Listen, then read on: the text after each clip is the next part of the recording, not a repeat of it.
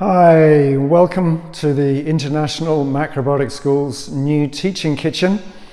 You may have been following our progress in building this. Last time you probably saw an empty shell or maybe no roof. Now we're almost there, just some finishing touches to go. So we have 12 individual cooking stations, cookers. Everybody has their own cooker, their own sink, their own equipment. And here we have a demonstration area, so we'll have people sitting here.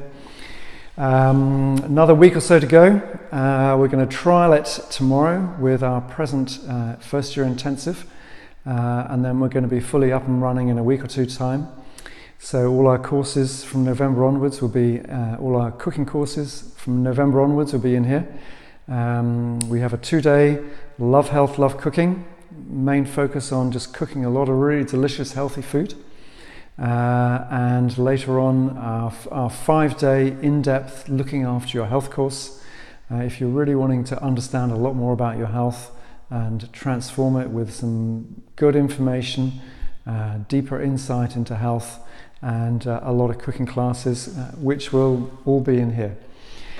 I'd love to welcome you here. Please come and have a good time here in our new kitchen.